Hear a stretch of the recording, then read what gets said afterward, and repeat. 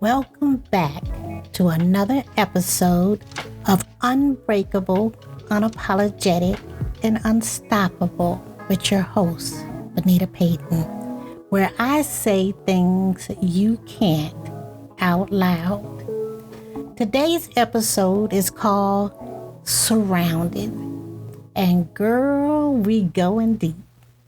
We're talking about what it means to be a super empath in a world full of chaos, brokenness, and narcissism, and how Carl Jung, a dead white man from the 1900s, still knew exactly what we will be facing today.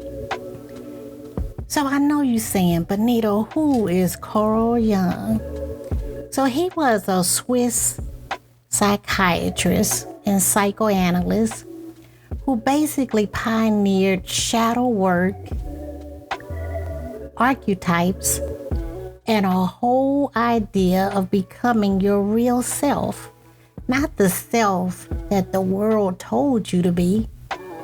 He believed that most people lived behind a persona, a mask. But deep down, there's a shadow, an unconscious self, a truth we're all afraid to face. So let's talk about this shadow self. Why you can't heal what you won't face. You know what's wild? Most people walk around thinking they know who they are. But what they really know is the version of themselves they've performed for the world. Carl Jung called that unseen version the shadow.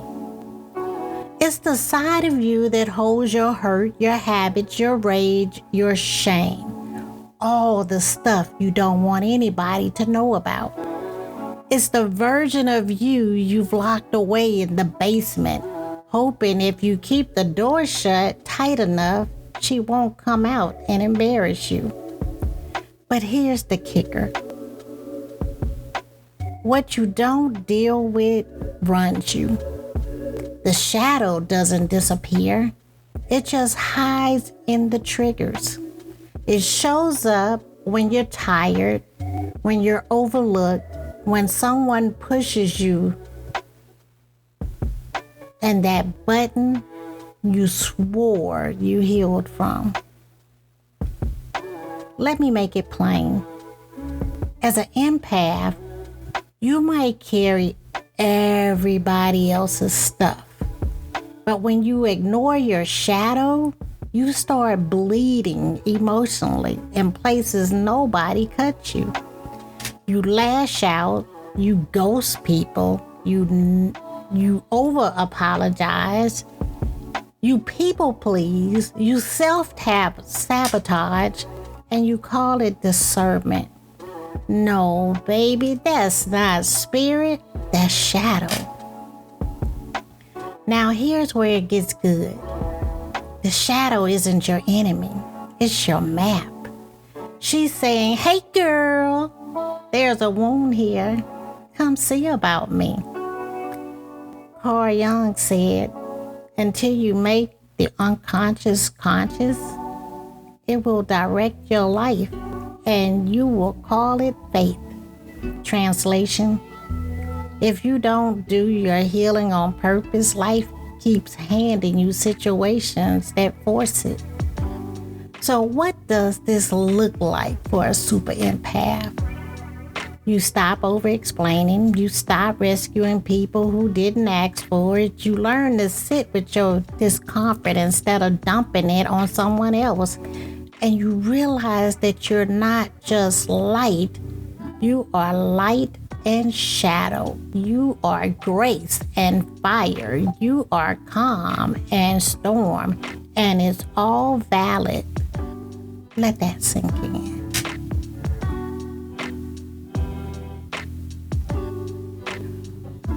Projection.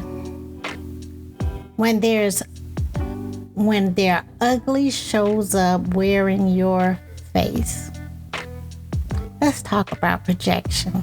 And no, I'm not talking about a movie screen. I'm talking about people projecting their inner mess onto you and then having the nerve to act like it's yours. Carl Jung said projection is what happens when people deny a part of themselves and instead of dealing with it, they throw it on the next person. You ever had somebody accuse you of being selfish when they take from you nonstop? Ever been called too sensitive by someone who can't handle a basic accountability? Girl, that's not feedback, that's projection. And as an empath, especially a super empath, you are a magnet for this mess. Why? Because you hold space, you listen, you observe, but too often you always carry what's not yours. Let me tell you the truth that set me free. It's not your job to carry what someone else's refused to clean up. And you know projection is happening when the reaction doesn't match the situation. You feel like you're being misunderstood on purpose, and someone else's guilt makes you feel responsible for their actions.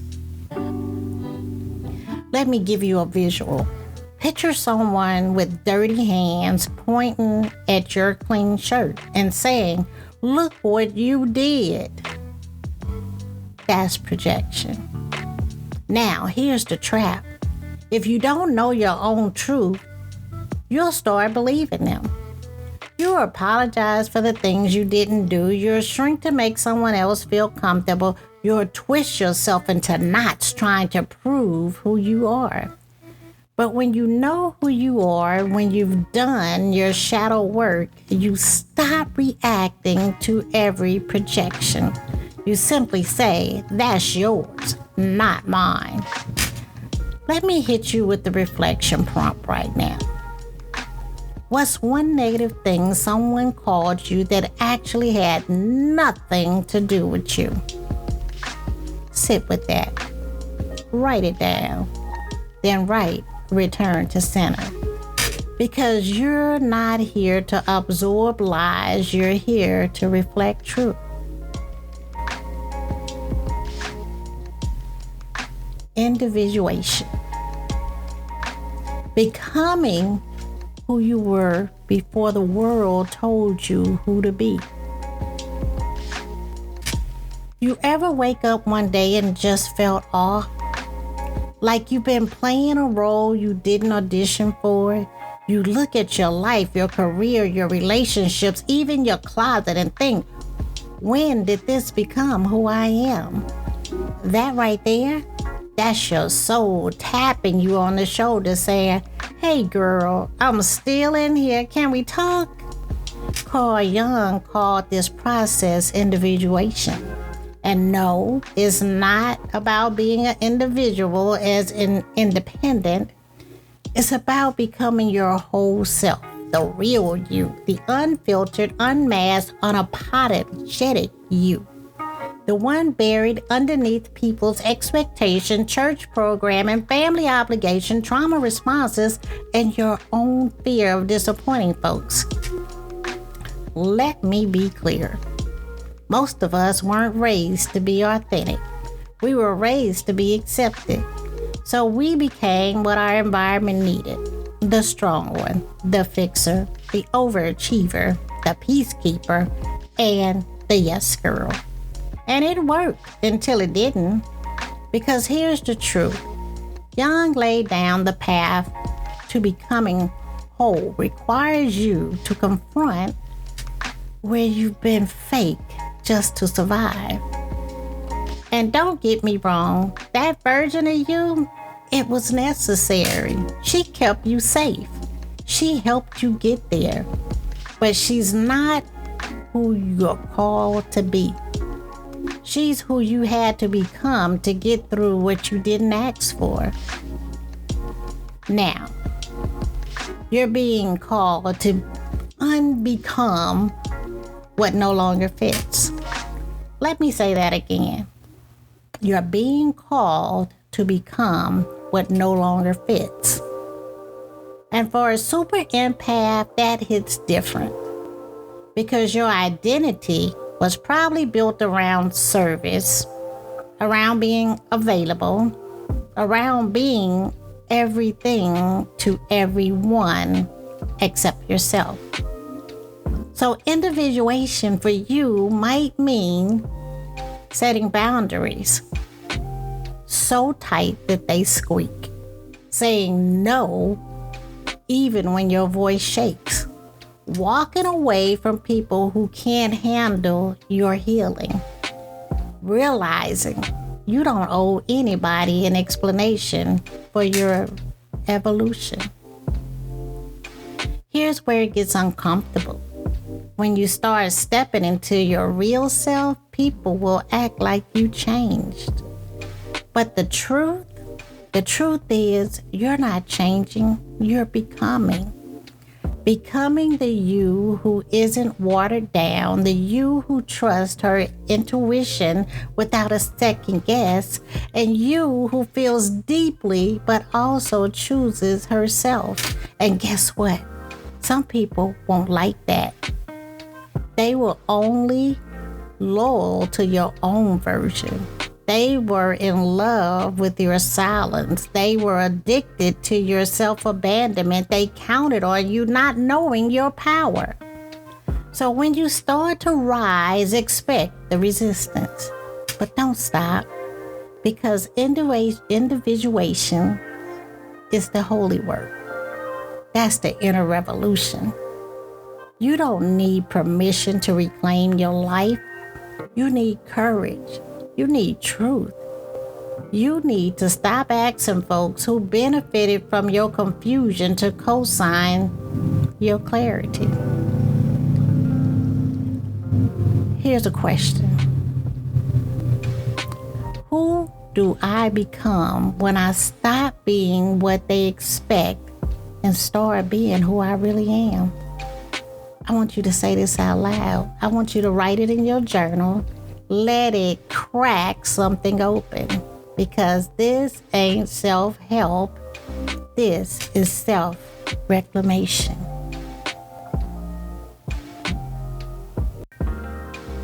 So, I want to talk about the collective, unconscious, generational pain and the empath's burden.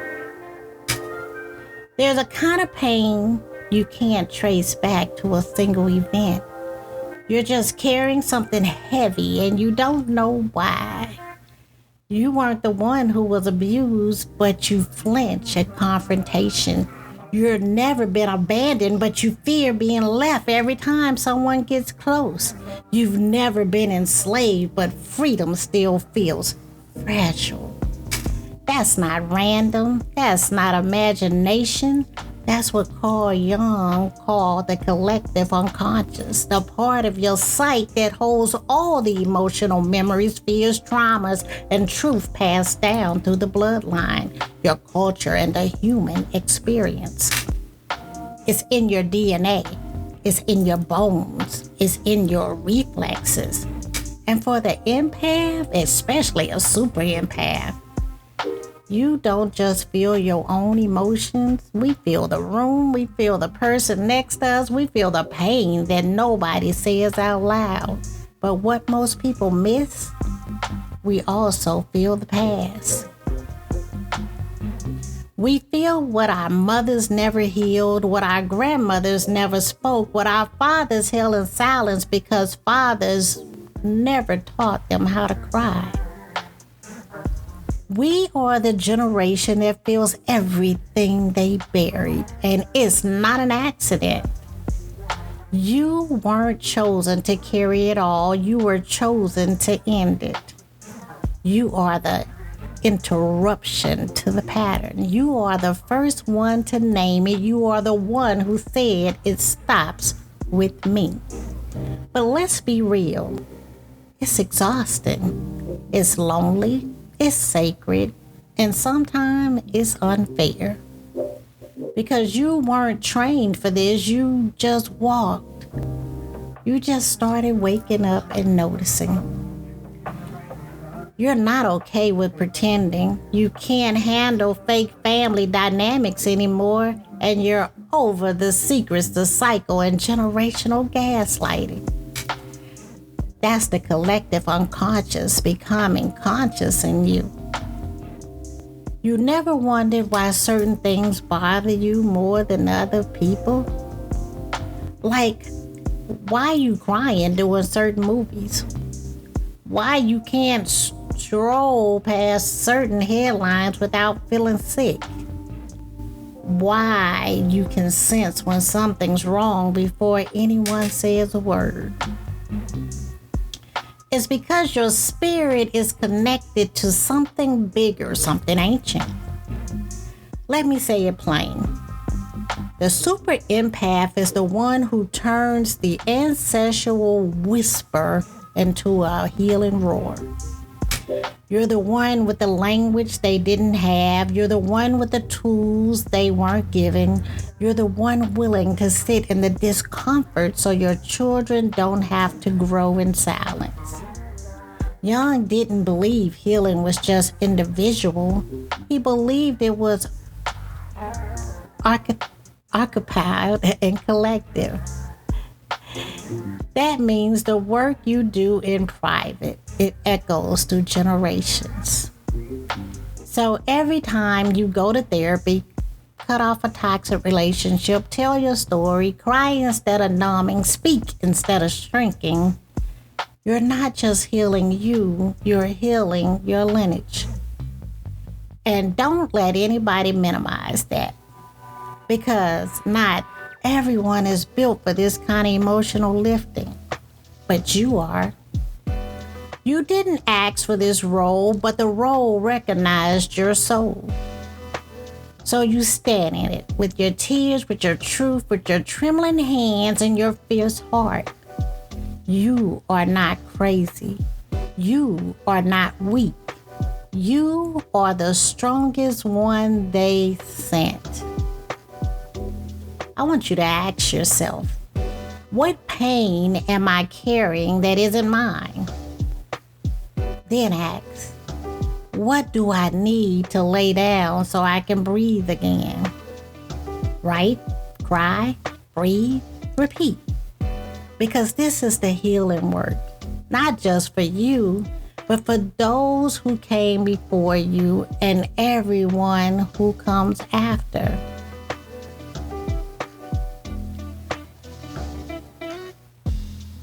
So Jung talks about the archetypes, the role we play, and why it's time to retire some of them. Let me ask you something. When you walk into a room, who do you automatically become? The strong one, the funny one, the peacemaker, the overachiever, the invisible one. You don't even think about it, you just shift. It's like your body steps into a script you didn't write but somehow memorized. That right there is what Carl Jung called archetypes. A universal role or pattern that we unconsciously play in our lives and relationships. And here's the catch. We don't always choose that role. Sometimes the role chooses us based on survival. See, archetypes are ancient. They're coded into the human psyche. The mother, the warrior, the rebel, the martyr, the child, the victim, the savior. But the problem comes when we over-identify with one archetype and forget that we're so much more than just one role. Let me say it plain. Some of us are stuck in a performance we never auditioned for, trying to earn love that should have been given freely. For a super empath, you probably slip into these roles early. The healer, always fixing someone else's mess but ignoring your own. The nurturer, taking care of grown folks who should have been taking care of you. The truth teller? Calling out what everybody else wants to say and then being punished for your clarity. The strong one. Never allowed to break down because everyone needs you to hold it together. I know that one better than anything. But here's the truth. Jung would want you to hear. Roles keep you surviving. Truth sets you free. Let me ask you this. Who told you being soft was unsafe? Who made you feel like your worth was in your usefulness? Who convinced you that being needed was the same thing as being loved? Because those beliefs are not your truths. They're the byproducts of the roles you've been playing to earn safety. But baby, healing means rewriting the role. You are not the fixer. You are not the fallback plan. You are not the one who should always go last. You are not the emotional janitor for people who don't even clean up after themselves. Here's what I want you to do.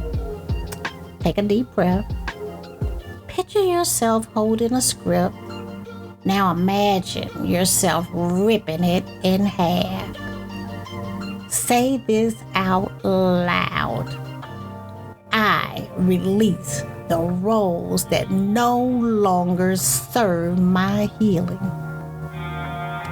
You don't need to be the strong one 24/7. You don't need to always be the calm one, the forgiving one, and the available one. Sometimes your healing will look like resting. Sometimes it'll look like silence. Sometimes it'll look like saying no and not explaining yourself. And listen, some people will panic when you stop playing your part. Why? Because your performance made their dysfunctional feel normal. But you didn't come here to be palatable. You came here to be whole. So here's your challenge for this week. Ask yourself, what role have I outgrown but keep performing out of habit, guilt, or fear? Then I want you to answer this. What would my life look like if I let that role go? Let it go, girl. Let that version of you who only knew how to survive finally exhale. Because the real you, the full you, she's been waiting to take the stage. Now we get to the good part. Synchronicity. When the universe stops whispering and starts shouting. You ever had something happen and think, okay, that can't be a coincidence? You think of someone and they text. You keep seeing the same number, the same phrase, the same thing pop up everywhere. You leave a toxic situation and the door opens that you weren't even looking for. That's not randomness. That's not imagination. That's synchronicity. And Carl Jung called it out before Instagram made it cute. Jung says synchronicity is when inner truth and outer events line up in a meaningful way, and when your soul whispers and your universe echo meet in the same moment. You don't create it, you don't control it, and when you align, you notice it. And as a super empath, your radar is always scanning. You feel when something's off, and you feel when something's calling you forward. But let's keep it real. You probably spend a lot of time ignoring secrecy because you second guess your intuition, you waited for proof instead of trusting the pattern, and you let someone else's logic override your soul's language. Let me give you some examples. You meet someone new and immediately feel weird about them, but you ignore it. Later, boom, betrayal. You keep having dreams about a place you've never been. Then someone invites you there.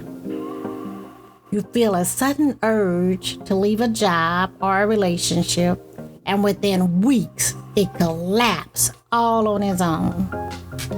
That's not just life happening, that's a spiritual timing at work.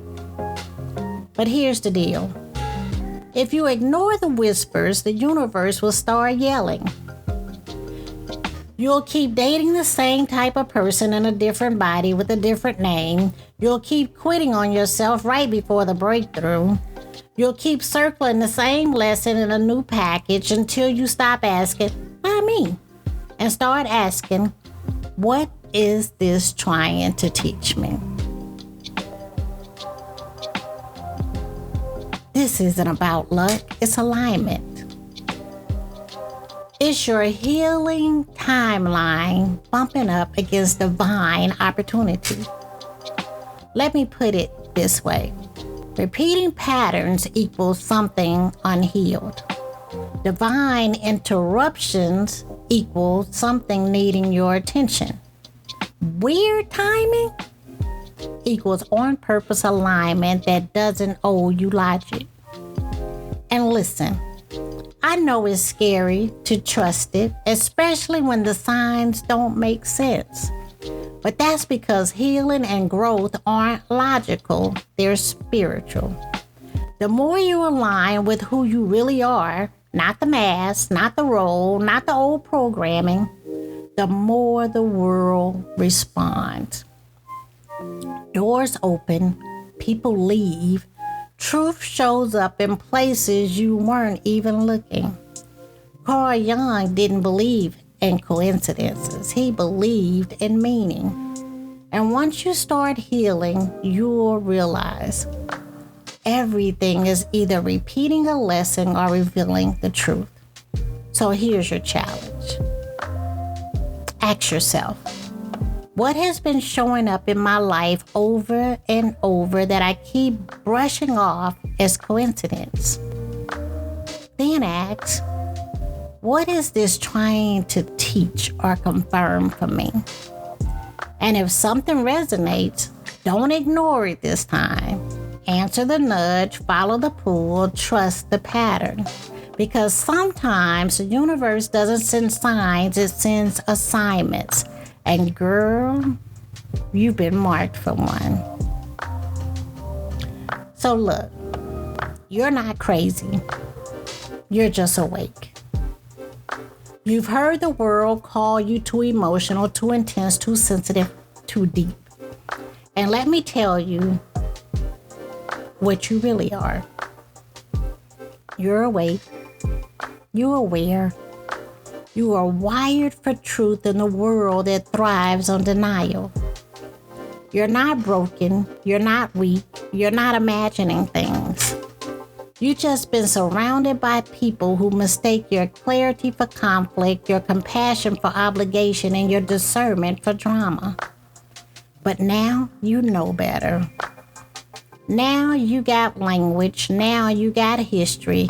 Now you got Jungian receipts to back up the spiritual gift you've been gaslighted for having. So here's what I need you to do next. If this episode hit you in the heart, share it with another empath who's tired of shrinking in silence. I want you to download the free Carl Jung Companion Guide and Super Empath Survival Kit that's going to be linked in the show notes.